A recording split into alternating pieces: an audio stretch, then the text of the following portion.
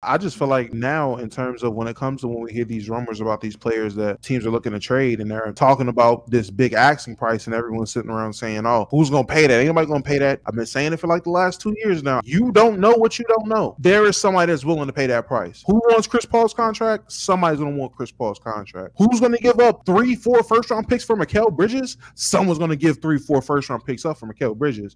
We're seeing it. Look, free agency has ramped up a lot. And the thing that I've noticed is the packages are insane. Massive, heavy, weighted packages. Big packages, no cap. Prime delivery, too. I'm going to read off some of these newses, but of course we're going to stick on the big package from yesterday. The Washington Wizards are trading Denny Avdia to the Portland Trailblazers for Malcolm Brogdon in the 14th pick in last night's draft and 2029 pick. Does that really move the needle for anybody before I go on? I really like that trade for Washington. I feel like they got a lot back for Denny, way more than I thought it was worth. Well, they get back. They got Malcolm Brogdon a pick in. Is that it? Malcolm Brogdon in two first and 2 seconds. Oh yeah, that's a lot in return. Then I thought it was just Malcolm Brogdon. No. I thought it was just. I just see the 14th and the 2029 pick. Oh, my fault. I thought it was 2 first and 2 second rounds. My bad. No, just two first round picks. Okay, still more than I thought it was worth. Yeah, I just don't know enough about Denny's game, I guess. Mm-hmm. Like, is that really a good fit for what Portland's trying to build right now? I already thought they had like a pretty big logjam with like the perimeter players. What is Portland trying to build? I mean, they're still trying to figure it out, but I mean, in terms of forward play, I mean, you had Jeremy Grant, but other than that, you had Kamara out there, but he was just playing defense. He wasn't really scoring, so there's minutes for a forward on that team, and they could be moving Jeremy Grant at any moment now. The big trade of the night, scariest trade of the night last night, we have the Brooklyn Nets trading Mikal Bridges to the New York Knicks for Bojan Bogdanovic, 4 unprotected first-round picks, a protected first-round pick via the Bucks, an unprotected pick swap, and a second-round pick. Mikal came to the Nets. This is from Ian. The Mikal Bridges deal came together quickly after Bridges informed the Nets he wanted to be a Knick. Bridges was prepared to sign with New York Knicks, and his side was prepared to use that leverage to keep other teams from trading him. The Villanova boys are back. College guys are back. And with that being said, they also locked down OG Anunoby. Let me figure out what that number is. But they locked down OG Anunoby for some ungodly 4 year 200 number. I think, or 5 year. 4 year, I think it's like 212 or some shit like that. So 5 year 212 and a half, so 213. A player option and a trade kicker. What are our feelings about New York's moves? Because honestly, I know this is gonna sound like meat ride, especially if they can bring back Hartenstein. They are the best team in the East to me. Well, that's definitely meat ride, but I feel it though. I feel it. I think in a vacuum, they gave up a lot for Mikal Bridges. Like if you just look at that trade in the vacuum, they gave up 5 first round draft picks unprotected. So in a vacuum, but the Bucks one has protections. Okay, or no, the other one, yeah. Yeah, regardless, in a vacuum though, that's a lot to give up if you're just looking at who Mikal Bridges is and what he should be valued for. But this move is not in a vacuum. They have their core in JB. They almost made it to the Eastern Conference Finals this past season, being very injured in that process. So they believe in this core. And now it's not even, because I've been preaching all season, the Knicks are a team that just want a good team. At this point, they are really gunning for that championship. And I just like the fact that in this parity era, which in my personal opinion, a bunch of teams can win, they are not playing scary. They are not playing scary. So locking up Mikal, building a team that's deep, building a team that has continuity.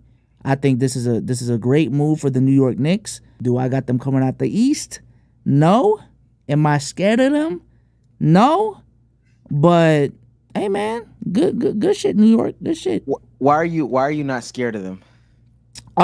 Same reasons as to why, like in the finals, I wouldn't be scared of facing like OKC or even Dallas. When we face Dallas, I just feel like when you're the Boston Celtics, the best teams to match up against are the perimeter oriented teams. instead of like a dominant big man team like the Denver Nuggets, the 76ers, the Bucks with Giannis, and the Lakers if they happen to make it to the finals and everything's going well for them. Yeah, I just like going up against perimeter oriented teams. And offensively, I understand Mikal Bridges can create his own shot. I understand OG can as well.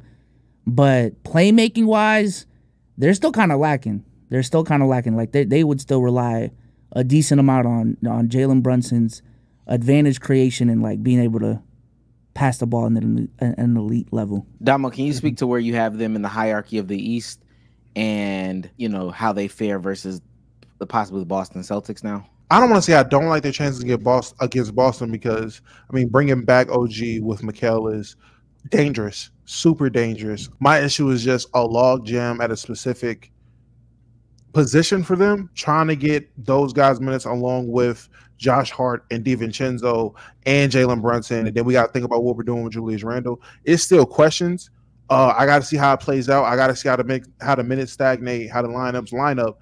And I can really be confident in them. In terms of their standing in the East next year, I got them amongst the upper echelons. This definitely puts them in the upper echelons category in the East, whereas before I had that reserved for obviously Boston, Milwaukee, and Philly, the teams that really seem like threats. They're definitely a threat team now. They're not a team that's teetering on the line.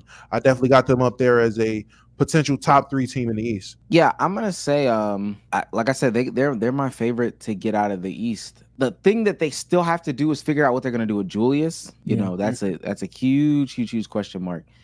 And I'm not even saying that I would be mad if they ran it back just a little bit with Julius through the first half of the season, but you got to figure out what you're doing with him there. That's the real logjam. Like everybody else can kind of play. I feel like everybody else can kind of play multiple positions, and maybe Julius could be like your small ball 5, maybe. But I think you would put OG at the 4. But I would think like Julius outside of JB would be their other like playmaker in that starting lineup. Mm-hmm. So yeah, if you put in Dante at the 2, Mikal at the 3, OG at the 4, and whatchamacallit, let's just say Mitchell Robinson at the 5, JB at the 1. There's a playmaking deficiency in that lineup, bro. I can't lie. And money wise, that's the biggest issue with me. Bringing OG back for that much money and you're still paying Julius Randle. I just don't know the back end, like the bench. Well, we're talking about a Tibbs team. I mean, yeah, they look like they're 8 deep, 9 deep now, front loaded. But God forbid they break down. We're talking about less than what they already had on the bench. It was Deuce McBride was a real dominant in the rough. That is not something people thought that the Knicks had. Outside of Deuce McBride, who's on their bench? Yeah, I can agree with you. We haven't mentioned not Josh Hart. We haven't mentioned Josh Hart. But I mean, Josh Hart was a part of that first 8 I referred to. Okay. You talking about deeper than 8? Deeper than 8. You don't really need deeper than 8 though. You say that until someone's hurt, especially playing for Tibbs. Stop it. I'm just saying, I'm always insurance policy guy. In terms of especially if you're talking about competing, you have to think who's that next man up or who will that bench guy be. In my opinion, I always think that. I can feel that. I think when they get to the playoffs though, and mind you, what you're saying is they have to make it though. And make it not necessarily by record, but by health. But if they make it, and they make it with who they make it with, like cutting it to 8 deep is not gonna be something too crazy because they was gonna do that anyway. Jalen Brunson was gonna play 40-something anyway. Mikal was gonna play 40-something anyway. OG was gonna play 40-something anyway. So like I don't know what to tell y'all boys. So I will say this. I think the price to get the most valuable players in the league has gotten crazy out of hand. Four unprotected first is like not even 1 through 3, not even 1 through 5, not nothing like that. 4 first unprotected is crazy steep, like crazy steep for a team to have to pay. And I mean, especially for small market teams, non-free agent destinations, y'all are gonna have to build through the draft now more than ever.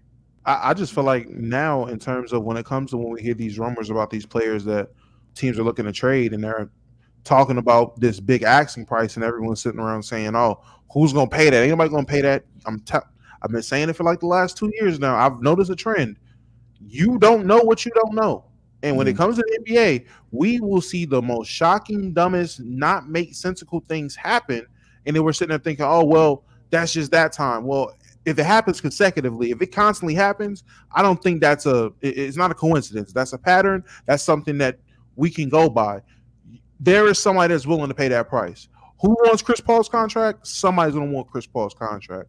Who's going to give up 3-4 first-round picks for Mikal Bridges? Someone's going to give 3-4 first-round picks up for Mikal Bridges. We're seeing it.